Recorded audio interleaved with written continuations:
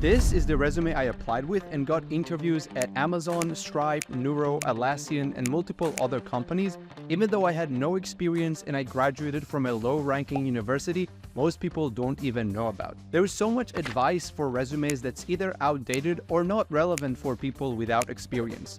So if you want to know how to write a banger resume and start hearing back from recruiters even though you have no experience, I got you. Now you're probably thinking, since there is so much competition, you need to load your resume with more keywords, more technical things, courses, projects. Wrong. It's what everyone's doing, and it's the opposite of what you should do if you want to stand out.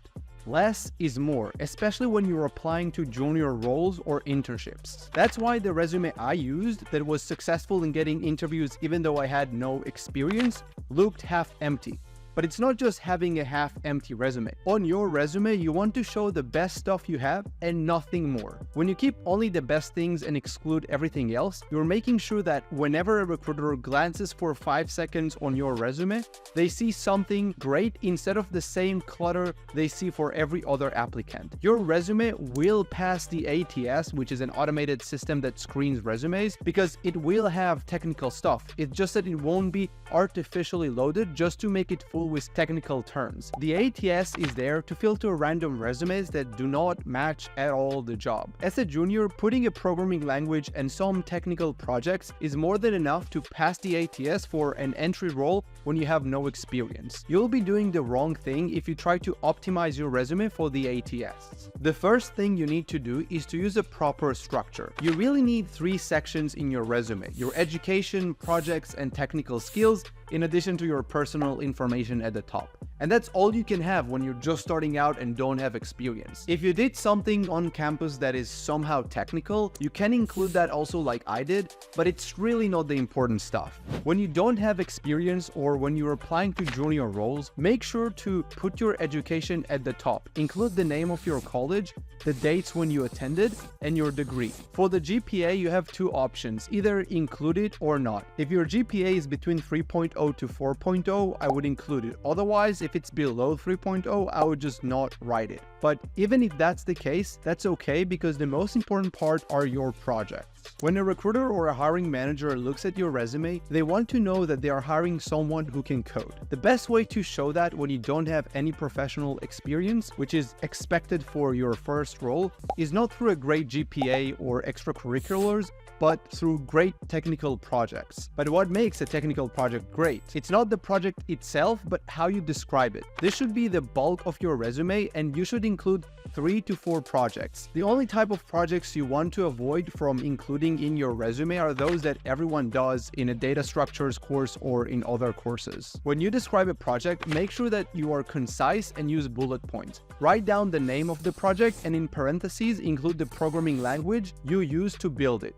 In the first bullet point, describe what is the project. Make sure to highlight the main technical thing about it, but again, less is more. You want to concisely convey something technical about it without cluttering your resume and make it easy for the recruiter to just skip it. In the next 1 to 3 bullet points, describe additional features of the project and describe how it achieved something successfully or a measurement that shows what it can do. Focus on adding more depth and success of your project, not on trying to add more technical terms or technologies. This builds from Google's advice to describe technical experience, and we use the same idea to describe technical projects.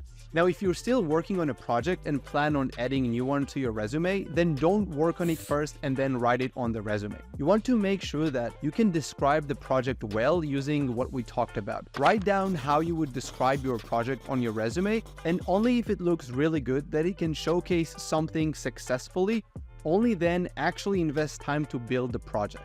This way, you can already figure out what cool things you could add to your project so it will look awesome on your resume. The last section of your resume is for your technical skills. Break it down to programming languages and other skills that would be for tools and technologies you have worked with. So long you've worked with it once, feel free to include it, but at the same time, don't try to include long lists of frameworks and tools because it will make you seem less reliable. If you have too little to choose from, when you work on projects, you will easily start having more options. But make sure that you include at least one common programming language like Python or Java or C++, and other common technologies engineers use like Git or SQL. Being concise and not loading your resume with a lot of stuff that will take away the attention from the good things is what I kept doing even after getting some experience when I looked to interview.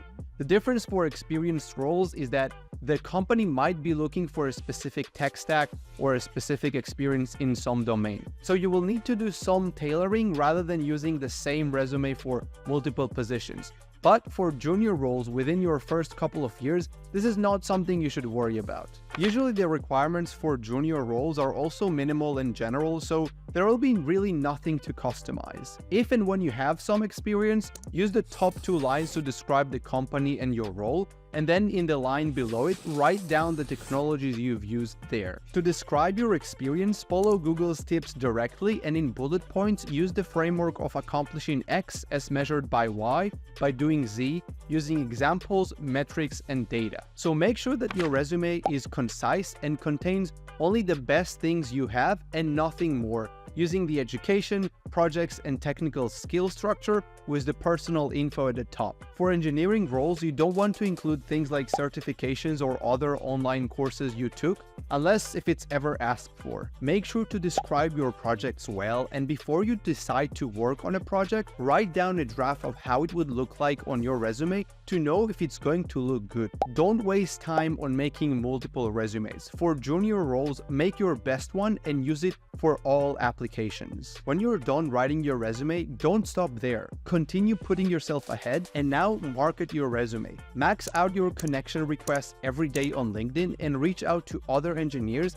and ask if they could forward your resume to a recruiter. Do more than just applying online, and over time you're going to guarantee that those interview invitations will start rolling in. In the beginning, when I mentioned Stripe and Neuro, I wasn't invited for the interview process because of an online application. I never actually applied to those companies, but it's engineers and engineering managers that I've reached out to on LinkedIn that were kind enough to help me to get going. And with that said, thank you so much for watching, and please, for the love of God, don't waste your time on cover letters if you ever have that as an optional when you're submitting your application.